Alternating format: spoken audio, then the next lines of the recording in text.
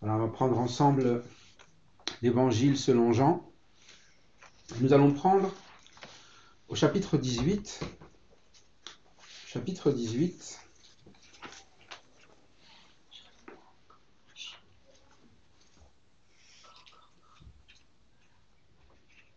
Et on va lire une première fois déjà du verset 15 au verset 27.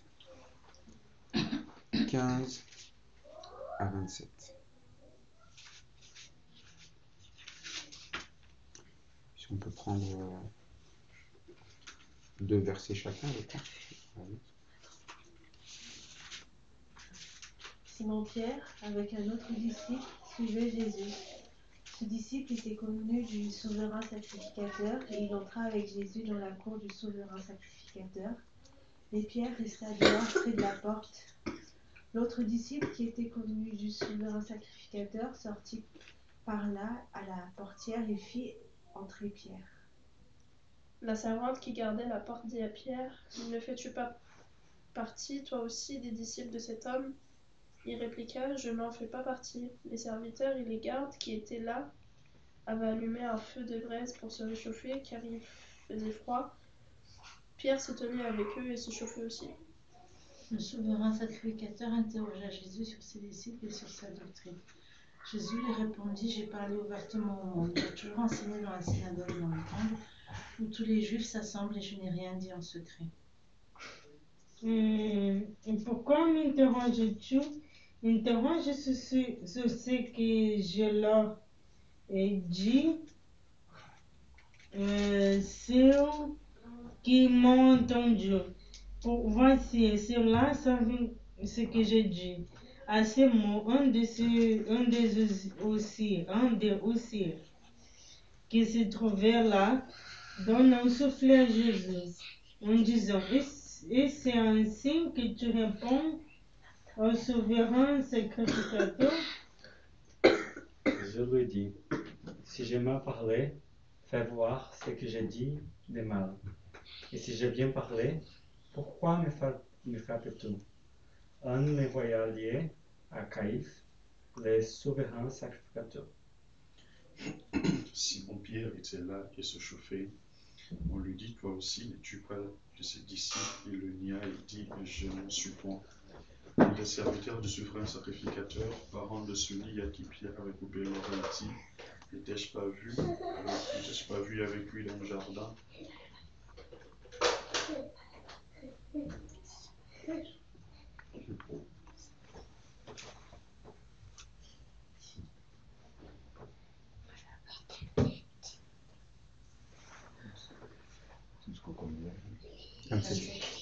C'est le dernier verset. Pierre le nia de nouveau et aussitôt un coq chanta.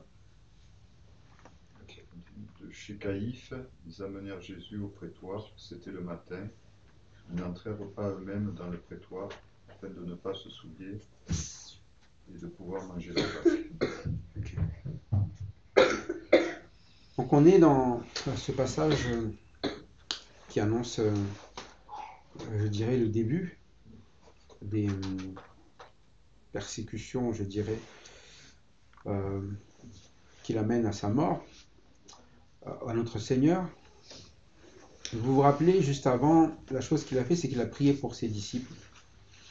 Parce qu'il connaît ses disciples. Il sait ce qui va être difficile pour ses disciples. Il pense à ses disciples dans ces moments qu'il va vivre, et particulièrement à un qui le suit de près, toujours là, c'est Simon-Pierre. Comme vous le savez, la dernière fois on l'a dit, de tous ceux qui étaient là, de tous ceux qui faisaient ce qui est mal, un seul a été repris, c'est Simon-Pierre. Pourquoi ? Parce qu'il pouvait être repris. C'est-à-dire qu'à un moment donné, Pierre est un disciple. Pierre est quelqu'un qui est toujours là et qui veut s'accrocher à cette parole qui est la parole du Seigneur. Mais Pierre reste Pierre. Pierre reste Pierre avec son attitude, sa façon de vivre, sa façon de faire. Et il a besoin justement de cette parole. C'est pour ça qu'il suit le Seigneur. C'est pour ça que quand Pierre se retrouve en danger, quand Pierre se retrouve devant Malchus et tous les autres qui vont saisir le Seigneur, il a fait une chose que tout le monde fait. Quand on a peur, on se défend. Et quand on se défend, on attaque. C'est ce que tout le monde fait. C'est-à-dire que quand vous vous sentez dans quelque chose qui va vous faire mal, vous prenez n'importe quel animal qui est blessé, vous vous approchez, il va faire une chose simple. Il fait quoi? Il va vous mordre. Il va vous mordre. Parce que c'est animal, c'est instinctif, on l'attaque pour se défendre. Mais le Seigneur ne se défend pas en attaquant. Le Seigneur se livre pour défendre les siens. Et ça, c'est ce qu'on doit retenir de la vie de Christ, mais qui aussi doit être la nôtre. De ne pas attaquer, mais de défendre. Et si on défend, on sera forcément quoi? Attaqué. C'est normal. C'est pour ça que lorsque l'on va faire ce que le Seigneur demande, il y a toujours ces moments où on va connaître des moments difficiles. Et pour avoir fait quoi, le Seigneur, c'est ce qu'il va dire. Il va prendre un coup, même là, un soufflet, et il va dire une chose simple. Qu'est-ce que j'ai dit de mal? Mais vous le savez bien, l'huissier, il fait cela parce que il défend aussi. Mais il défend quelqu'un qui attaque. Il défendait qui, l'huissier? Vous avez dans le passage qu'on a lu, un huissier, verset 22, qui donne un soufflet à Jésus. Il défend aussi quelqu'un. Mais qui est-ce qu'il défend? Souverain sacrificateur, là. Il est souverain sacrificateur. Sa manière de faire quand il se défend, c'est quoi aussi? La même. Ils sont l'un est disciple de l'autre, on va dire. L'un travaille pour l'autre et il ne sait pas faire autrement et personne ne le reprend. Mais celui qui veille sur Pierre, c'est Jésus-Christ. Et il va lui apprendre à quoi? Range ton épée dans le four. Ce n'est pas comme ça qu'on fait. Chez nous. Chez nous, dans le royaume de Dieu, nous ne frappons pas. Ça se fait dans le monde, dans toute religion, lorsqu'il y a une défense, ça passe toujours par l'attaque. Toujours. Lorsqu'on veut propager et qu'il y a quelque chose qui contre, on attaque. On casse l'adversaire pour pouvoir avoir raison. Mais dans la vie en Christ, il ne nous a jamais appris cela. Il nous a appris au contraire à laisser quoi? L'adversaire prendre le dessus. Parce qu'en fait, la victoire, ce n'est pas de gagner contre les personnes. La victoire, c'est que les personnes ne nous gagnent pas. La Bible dit dans Romains, ne te laisse pas vaincre par le mal, mais vainc le mal par le bien. La victoire, c'est de faire ce qui est bien. Si nous sommes tous pareils à faire du mal les uns aux autres, ça ne s'appelle pas le royaume de Dieu. Il y a un endroit où ça sera comme ça. Un endroit où il n'y a ni bonté, ni quelque chose de juste, il n'y aura que quoi? Pas Dieu, justement. C'est ce qu'on appelle l'enfer. Mais ici, ce n'est pas ce que Dieu veut faire vivre à Pierre. Et pourtant, Pierre, c'est quelqu'un qui n'arrive pas à vivre cette vie. Vous voyez une chose, c'est que à peine la première persécution, on va dire, nette, où son maître est dans une difficulté, il est dans une difficulté, eh bien, il va nier. Et parfois, on a envie de dire, comment il a pu faire ça? Comment il a pu dire, je ne suis pas un disciple? D'abord, une chose simple, de la même manière que lorsque nous avons peur, la première personne à qui nous pensons, C'est pas l'autre. C'est nous. Le problème, toujours, eh bien, chez l'homme, c'est que la première personne à qui il pense, c'est lui. Et quand il pense à lui, il pense toujours bien faire. Parce qu'il se dit, en pensant à moi, moi d'abord, et les autres après. Je m'occupe de moi, et comme ça, je suis sûr d'être heureux, d'être bien, mon bien-être avant tout. C'est la première chose, quand vous regardez sûrement les dépenses qu'on peut avoir dans nos loisirs, c'est ceux pour qu'on soit bien. Ce n'est certainement pas des dons pour aider les autres. La personne, la première que l'on veut aider, c'est qui? C'est nous. Se faire plaisir, se faire du bien, mais parce que on a peur de ne pas vivre. On a peur de ne pas profiter de la vie. On a peur, de perdre des choses dans notre vie. Et vous savez, le Seigneur le dira, il n'est pas dans Jean, mais il l'a dit. Il dit quoi? Celui qui veut, qu'est-ce qu'il doit faire? Et celui qui veut quoi? Ce qui veut gagner le monde, perdra sa vie. Mais c'est souvent quelque chose qu'on a du mal à comprendre. Il faut renoncer à soi-même, c'est ce que dira ce passage. Mais ici, il y a Simon qui ne peut pas renoncer. Parce que s'il se livre, il risque quoi? De vivre la même chose que le Seigneur. Et vous savez, c'est vrai que c'est difficile parfois de mettre en pratique la parole de Dieu si notre espérance s'arrêtait à cet instant-là. Parce que cet instant, pour Pierre, c'est un instant de quoi? De défaite. C'est un instant où on commence à douter. C'est un instant où on commence à se poser la question, peut-être, est-ce que vraiment ce que je fais, ce que j'ai fait, c'est ce qu'il fallait faire? Comment ça se fait qu'on est dans cette situation? Comment ça se fait? Est-ce qu'on est maudit? Parfois c'est ça, quand vous voulez quelque chose de mal, parfois vous pensez être maudit et vous pensez que ceux qui sont bénis, ce sont les autres. C'est pour ça que quand il est là dans cette maison, il préfère dire non, j'en suis point. C'est-à-dire je ne fais pas partie de ces personnes qui sont maudits au final, qui ont perdu. Moi je veux faire partie des... Et c'est pour ça, vous savez, il se trouve où? Verset 18. Les serviteurs et les huissiers qui étaient là avaient allumé un brasier car il faisait froid et ils se chauffaient. Pierre se tenait et se chauffait. Il a rejoint ceux qui pourtant sont en train de frapper son maître. Vous savez, c'est ça le souci souvent. C'est que lorsque nous voulons nous sauver nous-mêmes, nous finissons par partager la vie de ceux qui sont en train de se perdre. C'est ça le danger. Le danger, c'est sur le présent, vous avez envie de dire non, je n'ai pas envie de renoncer à quelque chose, et vous pensez que vous êtes en train de gagner en vous mettant avec ceux qui désobéissent à la parole ou qui renient la parole.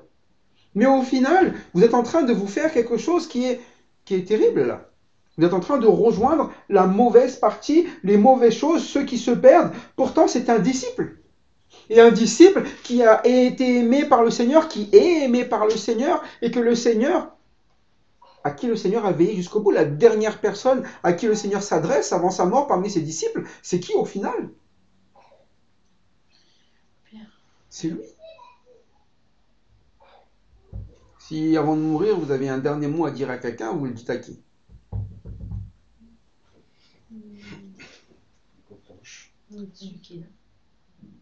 Si on peut vous dire, est-ce que vous voulez que quelqu'un vienne? Vous avez quelque chose à lui dire? Qui voulait dire un dernier mot? Vous pensez à qui d'abord? Le prochain, vos enfants, des personnes. Vous voulez lui laisser un message? Un message qui dit, voilà, t'inquiète pas, un message rassurant, un message peut-être qui va parler de l'amour que vous avez pour lui, un message, mais Pierre, il a vécu ça toute sa vie, et la dernière phrase, c'est ça l'amour du Seigneur, c'est de l'avertir, range ton épée. N'agis pas comme qui? Comme ceux qui sont en face de toi. Ceux qui sont en face de toi, ils sont venus avec quoi? Principaux sacrificateurs et pharisiens vinrent avec des lanternes, des flambeaux et au verset 3, et des armes. Mais nous, ce n'est pas comme ça que nous allons faire. Et vous savez, quand la parole de Dieu s'adresse à nous pour nous demander de ne pas faire quelque chose, de stopper quelque chose, de changer quelque chose dans notre vie, c'est ça l'amour de Dieu. Pour que nous ne vivions pas la même chose que que les autres. Mais heureusement pour Pierre, même dans ses mauvaises décisions, il fait ce que tout disciple fait jusqu'au bout. Qu'est-ce qu'il fait, Pierre? Ils sont que deux à le faire. Il reste à côté du Seigneur. C'est le seul quand même, hein. Avec un autre disciple. L'autre disciple, on présume toujours que c'est Jean. Mais ils sont deux à quoi? À suivre jusqu'au bout. C'est vrai quand même qu'on peut dire, Pierre, il a toute cette mauvaise attitude, tout ce qu'on veut, mais il y a quelque chose quand même qui le lie toujours au Seigneur dans toutes les situations. Et est-ce que ce moment, vous savez la fin, est-ce qu'il va bien le vivre ce moment au final? Parce qu'il s'est rappelé que le Seigneur l'a aimé, des paroles qu'il a dit déjà auparavant sur la manière dont allait agir comment? Pierre. Mais comment est-ce qu'il va changer d'attitude à un moment donné? Comment est-ce qu'il va comprendre? Parce qu'il suivait et qu'il a toujours entendu. Parce que si le Seigneur n'était pas à côté pour lui dire, il aurait vécu ce moment comme les autres. Mais il sait ce que le Seigneur a dit sur lui. Et il sait que dans cette situation, il va faire quelque chose de quoi? De mal. C'est pour ça que la vertu du disciple, c'est une chose d'abord. Simon-Pierre, avec un autre disciple, suivait Jésus. La chose qu'on demande d'abord pour tout disciple, c'est quoi? Suivre. Et même s'il y a des péchés, même s'il y a des fautes, il y a des choses qui ne sont pas faites de manière correcte, il y en aura. Mais celui qui suit aura toujours l'enseignement et saura toujours à un moment donné quoi faire lorsque cette parole viendra lui parler au moment convenu. À ce moment-là, eh bien, il y a quelque chose qui empêchait la parole d'agir, entre guillemets, c'est sa peur. Vous avez déjà vécu des moments où vous avez peur. La première chose que l'on fait, ce n'est pas réfléchir. Quand vous avez peur, réfléchir n'est certainement pas la première chose que l'on fait. Même quelque chose que vous savez faire d'habitude, quand vous avez peur, comment on appelle ça? C'est quoi le terme? Vous connaissez, non? Un mouvement de panique. Dans la panique, vous savez que souvent, lorsqu'il y a des dangers, ce qui tue le plus, parfois, c'est même pas le danger. C'est quoi? C'est la panique. Parce que dans la panique, qu'est-ce que font les gens? Tout pour survivre. C'est ça, non? On fait tout pour survivre. Et quand on fait tout pour survivre, on fait toujours quoi? N'importe quoi. Quand vous avez dans les écoles, collèges, lycées, etc., tous les ans, on leur fait normalement un exercice. Qui est un exercice de quoi? D'évacuation. C'est ça, hein? Même au travail, hein? Tout le monde a déjà fait un exercice d'évacuation au moins une fois ici. Pourquoi on fait ça? Pour s'entraîner. Le jour où il y a la panique, je sais quoi? Mais c'est ça la parole de Dieu. S'il n'y a pas de prévention, si la parole n'est pas annoncée, le jour de la panique, qu'est-ce qui se passe? Tout le monde part dans tous les sens. Et là, tout le monde va courir même parfois vers le feu, là où il ne fallait pas. Ça arrive, hein? Mais c'est pour ça que la parole de Dieu, parfois il y a des choses dans notre vie, et c'était le temps de Pierre. Pendant un temps, il a été repris, une, deux fois, peut-être qu'il se dit, oh, ça ne me concerne pas, puis j'écoute, ah, ça c'est les autres, etc. Non, il y a des choses peut-être aujourd'hui, tu ne les mets pas en pratique, mais tu sais qu'à un moment donné, viendra un moment de panique. Un moment où tu t'inquiètes. Un moment où tu ne sauras pas quoi faire. Un moment où tu fais déjà quelque chose de mal. Et c'était le cas de Pierre. Il est dans un moment, il est déjà en train de quoi? Faire quelque chose de mal. Il paniquait au début. Mais quand même, il a voulu suivre. C'est ça l'avantage. Et il n'était pas seul. Il y a bien l'autre disciple qui entre dans la cour du sacrificateur. Pierre est dehors, mais Pierre veut quand même rentrer. Il ne veut pas laisser les choses. Et ça, c'est d'abord ça, un disciple. Il suit et il écoute. Et il regarde parfois des choses qu'il ne comprend pas. Mais il ne s'enfuit pas. Il ne s'en va pas.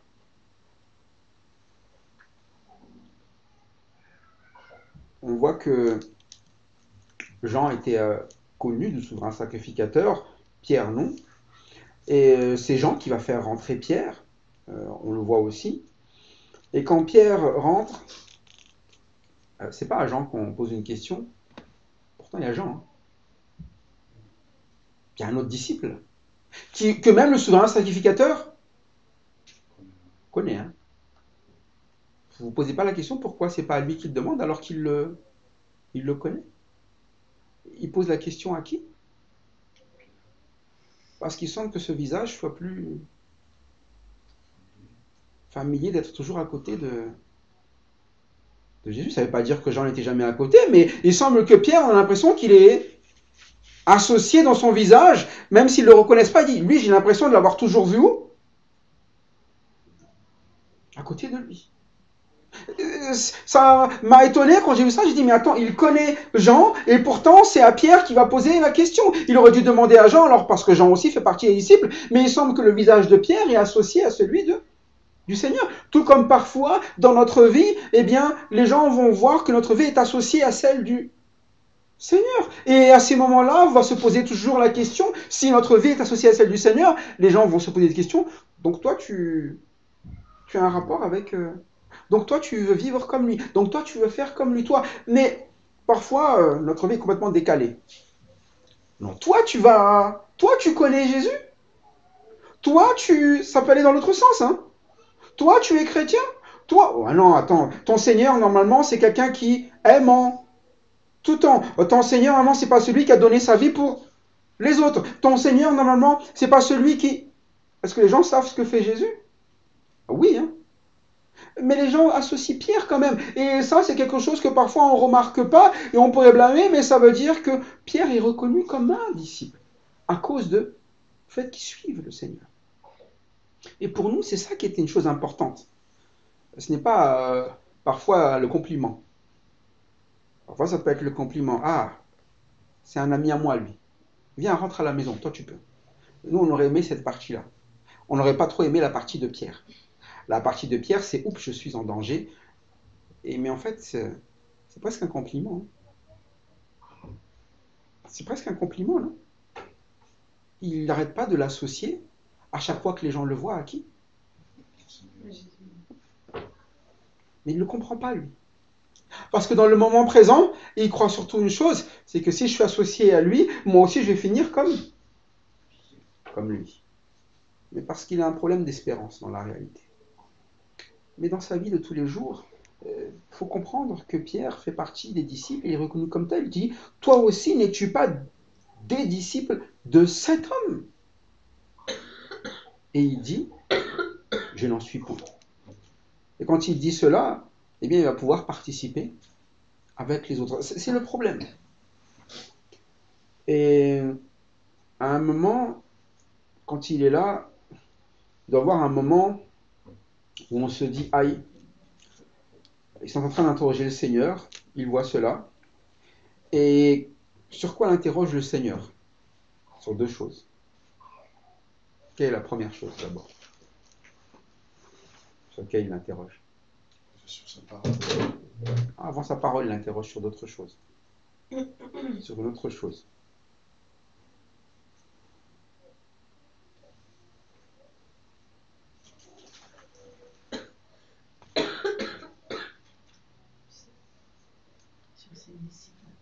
D'abord sur qui? Sur ses disciples. Pourquoi, à votre avis? Parce que si c'était pas avec lui. Oui, mais pourquoi il l'interroge sur ses disciples? C'est quoi l'intérêt? Pourquoi vous demandez à quelqu'un...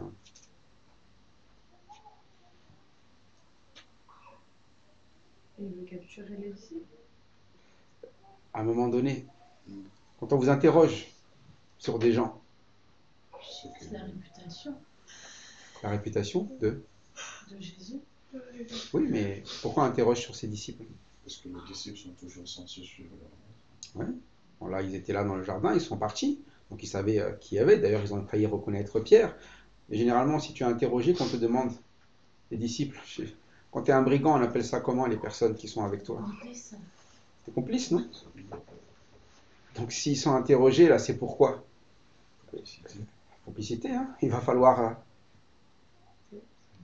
punir tout ça. Hein?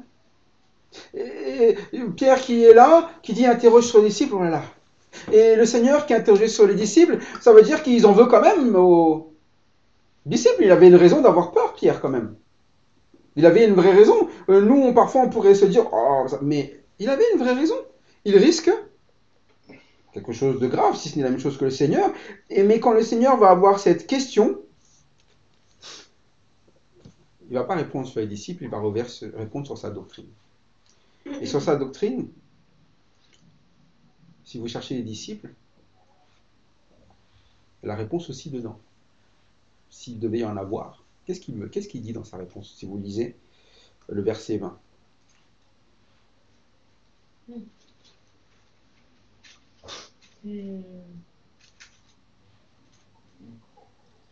J'ai parlé ouvertement.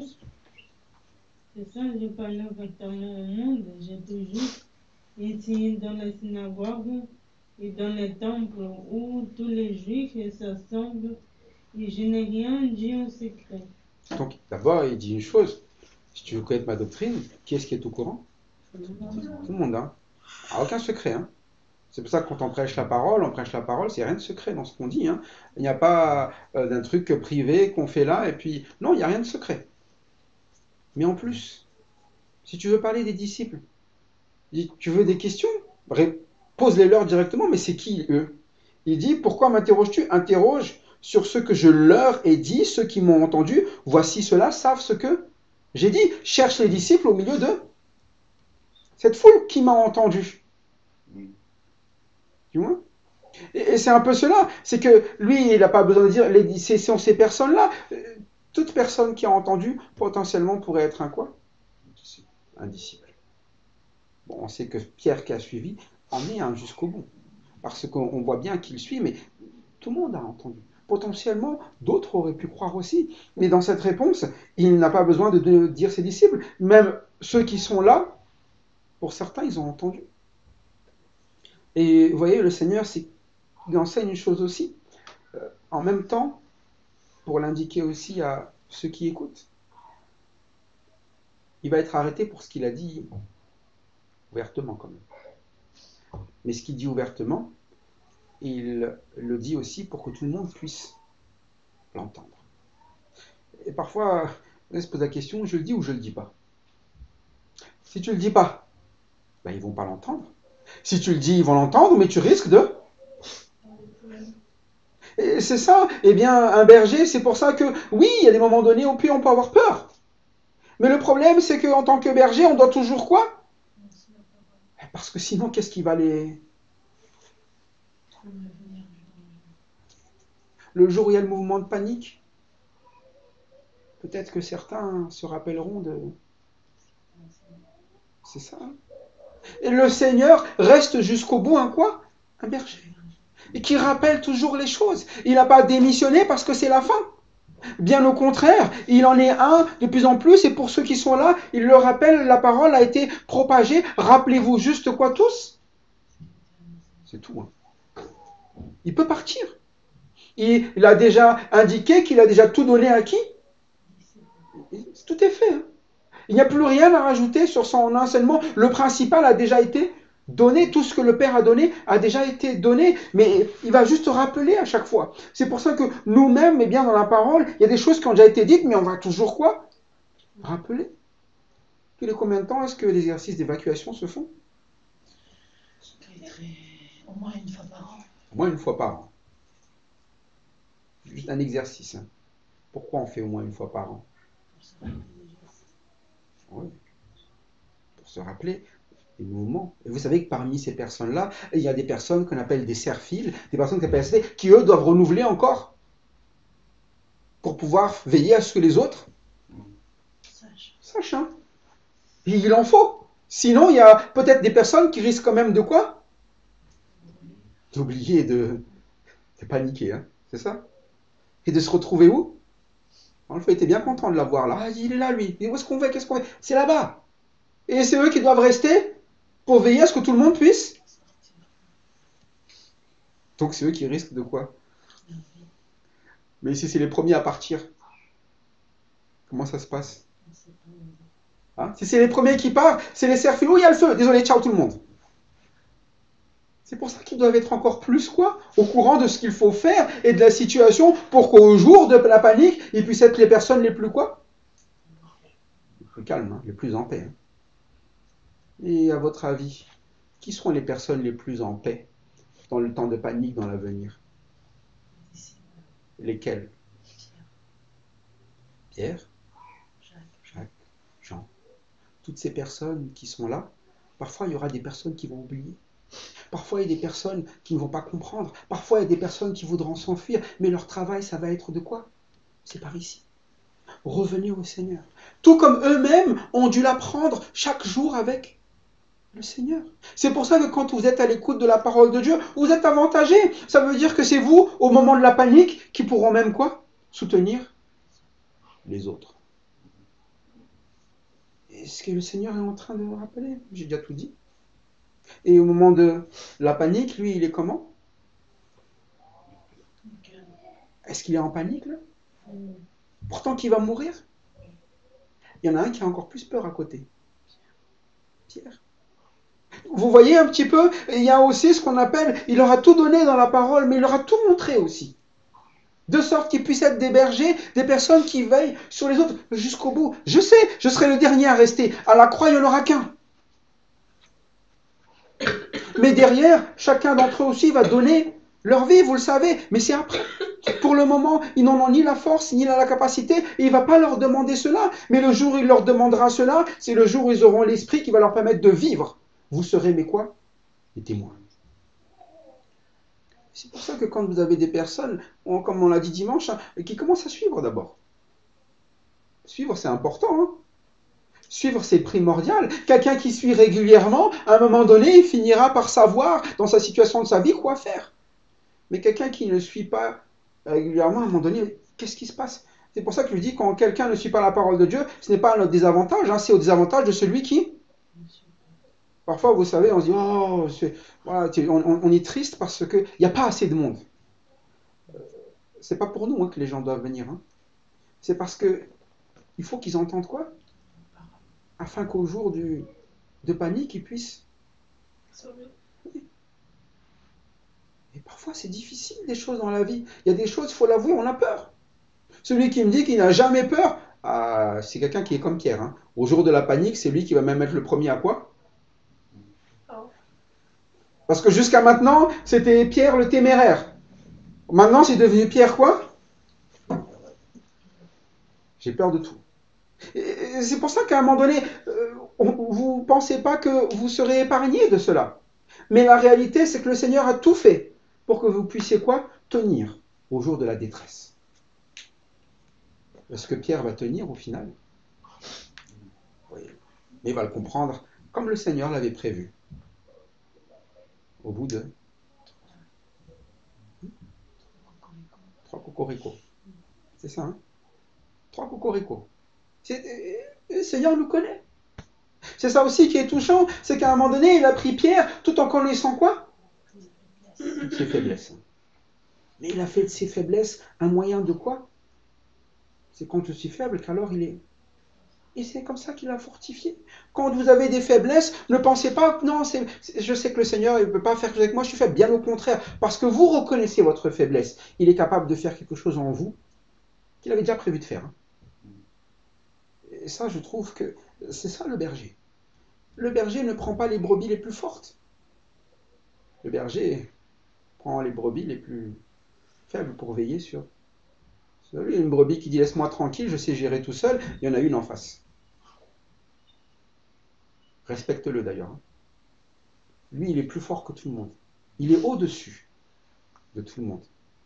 C'est qui? Souverain sacrificateur, lui, moi, je ne suis pas faible.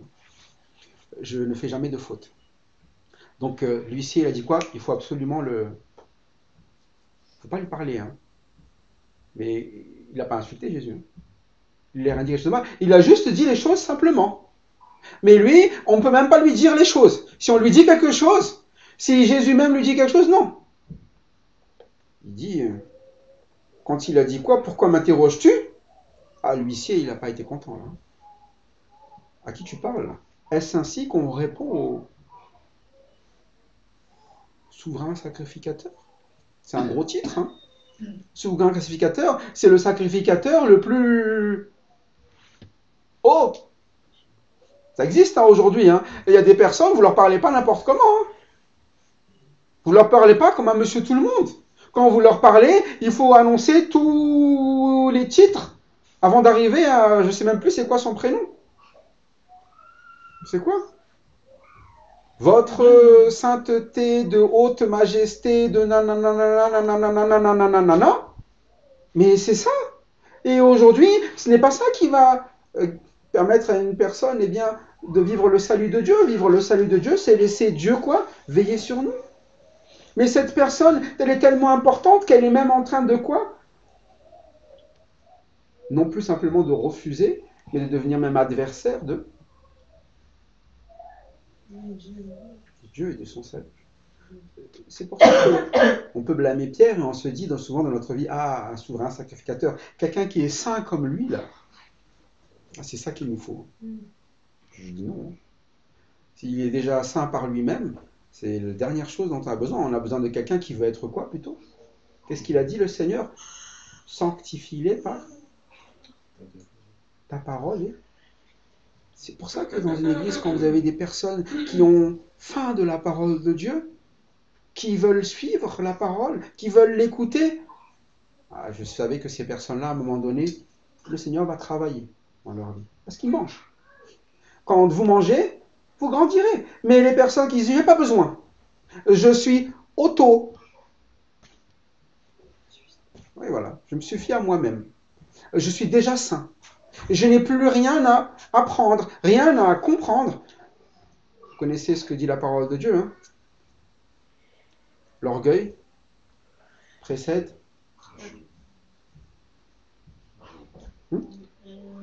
Précède la ruine. Oui, la ruine. Ou la chute ou la ruine. Et celui qui s'abaisse sera. C'est comme ça que ça se passe dans le royaume de Dieu. C'est comme ça. Et il y a soit on s'élève et on tombe, soit on s'abaisse. Et il y en a un qui est très bas là. Et il y en a un qui est très haut.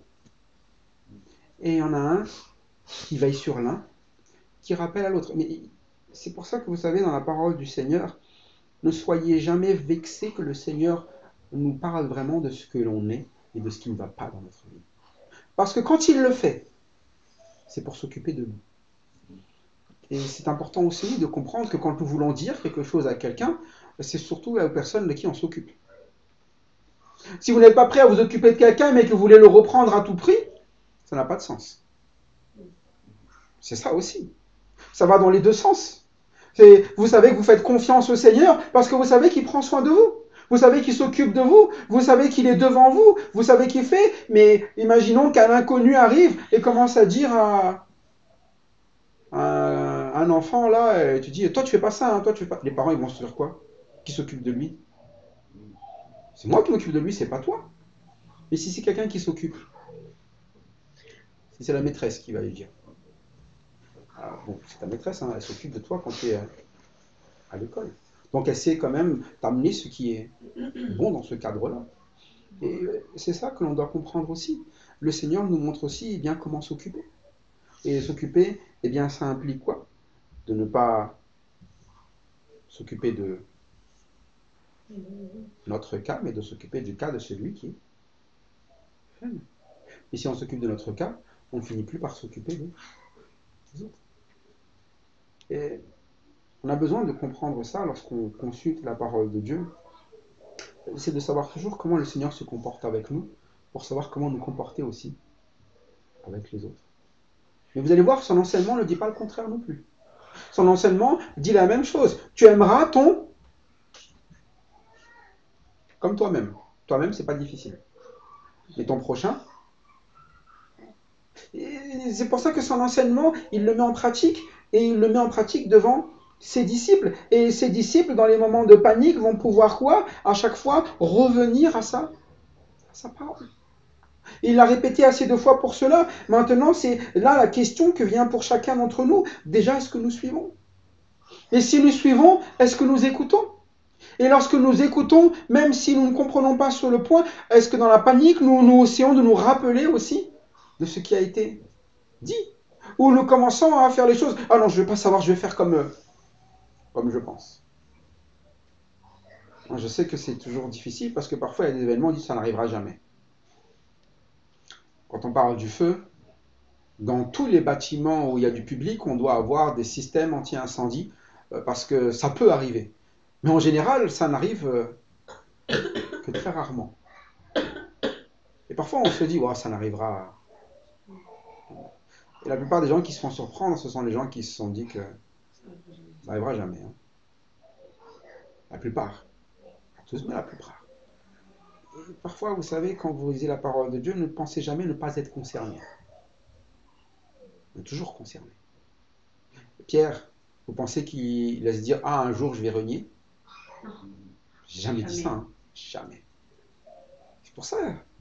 Heureusement qu'il a bien entendu que ça lui adressait à lui. Pierre, tu vas. Et il va se rappeler de cette parole parce qu'il sait que ça l'a quoi? Ça l'a concerné. Même au moment du péché, c'est pour ça que quand vous écoutez, au final, ça va vous soutenir, cette parole, au moment de la détresse. Alors que nous nous encourageons à être des disciples comme Pierre.